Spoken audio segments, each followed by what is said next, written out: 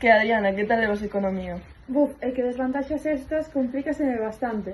Mira, teño algo para ti. Lucía, que temos clase nunha hora e ainda non fixemos os deberes de mates. É verdade, non os de historia. Cando dúas persoas dispoñen dun tempo concreto para chegar a un obxectivo conxunto de traballo, debemos ver a quen dos dous se lle dá mellor facer cada cousa. A ver, ti és moi boa en mates. E ti en historia. Cando a unha persoa dáselle mellor unha cousa que a outra, dicimos que ten ventaxe absoluta, polo tanto deberá facer cada unha o que mellor saiba. Pois facemos unha asignatura cada unha e aforramos tempo. Perfecto. Pero espera, que pasaría se unha das persoas sabe facer mellor as dúas cousas ca outra?